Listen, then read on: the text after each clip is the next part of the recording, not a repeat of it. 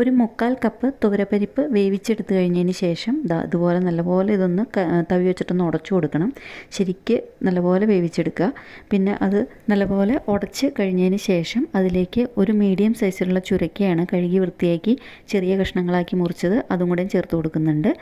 പിന്നെ അതിലേക്ക് നമുക്ക് ആവശ്യത്തിനുള്ള ഉപ്പ് കൂടി ചേർത്ത് കൊടുക്കണം. ഉപ്പ് ചേർത്ത് കൊടുത്തു കഴിഞ്ഞതിന് ശേഷം ഒരു 1/4 കപ്പ് വെള്ളം കൂടിയും ഒഴിച്ചു കൊടുക്കണം. വെള്ളം ഒഴിച്ചു കൊടുത്തു കഴിഞ്ഞതിന് ശേഷം ഇതൊന്ന് നമുക്ക് വേവിച്ചെടുക്കണം. ഒറ്റ വിസിൽ മതി. പരിപ്പ് നേരത്തെ വേവിച്ചിരുന്നതായതുകൊണ്ട് ഇതുപോലെയാണ് നല്ലപോലെ ഒന്ന് മിക്സ് ചെയ്ത് കഴിഞ്ഞതിന് ശേഷം ചുരുക്കിയിൽ നിന്ന് തന്നെ ധാരാളം വെള്ളം ഇറങ്ങി വരും. അപ്പോൾ അതുകൊണ്ട് തന്നെ വളരെ കുറച്ചളവിൽ വെള്ളം ചേർത്ത് കൊടുത്താൽ മതി. അതിന് ശേഷം ഇതൊന്ന് ഒറ്റ വിസിലിൽ ഇതൊന്ന് വേവിച്ചെടുക്കുക. ഇത് വേവിച്ചെടുത്ത് കഴിഞ്ഞതിന് ശേഷം വേണം നമ്മൾക്കിതിലേക്കുള്ള അരപ്പ് ചേർത്ത് കൊടുക്കാനായിട്ട്. അപ്പോൾ 1/4 കപ്പ് വെള്ളം കൂടിയും ചേർത്ത് കൊടുത്തിട്ട് ഇതൊന്ന് വേവിക്കാനായിട്ട് വെച്ച് കൊടുക്കുന്നുണ്ട്. അപ്പോൾ ഇത് വേവിക്കുന്ന സമയം കൊണ്ട് ഞാനിപ്പോൾ ഇവിടെ ഒരു 1/4 കപ്പോളം തേങ്ങ തിരുമ്മി എടുത്ത് മിക്സിയിലിട്ടിട്ട് ഒന്ന് ചതച്ച് എടുത്തിട്ടുണ്ട്. ഇതിലേക്ക് കുറച്ച് വെള്ളം കൂടിയും ഒഴിച്ചു കൊടുത്തിട്ട് നല്ല പേസ്റ്റ് പോലെ ഈ തേങ്ങയൊന്ന് അരച്ചെടുക്കണം.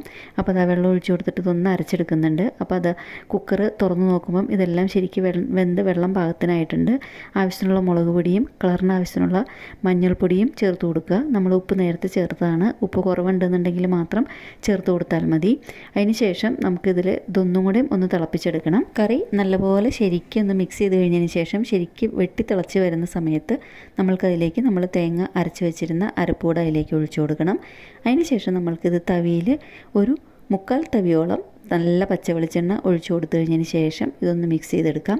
തേങ്ങ അരച്ചതിന് ശേഷം ഇതൊന്ന് തിളപ്പിക്കേണ്ട ആവശ്യമില്ല. ശരിക്കൊന്ന് ചൂടായി കിട്ടിയാൽ മാത്രം മതി. ഇപ്പോൾ ഇതൊന്ന് ശരിക്കൊന്ന് മിക്സ് ചെയ്ത് കൊടുക്കുക.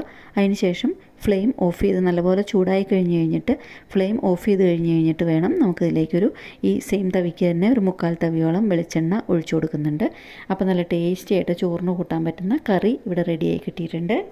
കറി ഇഷ്ടപ്പെട്ടാൽ ഇതുപോലെ ഈസി ആയിട്ടും ടേസ്റ്റി ആയിട്ടുള്ള കറികൾക്കായിട്ട് ചാനലൊന്ന് സബ്സ്ക്രൈബ് ചെയ്ത് സപ്പോർട്ട് ചെയ്ത് അടുത്തുള്ള ബെല്ലൈക്കൺ പ്രസ് ചെയ്ത് അതിൽ ഓൾ എന്നുള്ള ഓപ്ഷൻ ക്ലിക്ക് ചെയ്താൽ ഞാനിതുപോലെ വീഡിയോസ് ഇടുമ്പം അപ്പോൾ തന്നെ നോട്ടിഫിക്കേഷൻ വരുന്നതായിരിക്കും. അപ്പോൾ ഈസി റെസിപ്പി ആയിട്ട് ഇനിയും കാണാം. താങ്ക്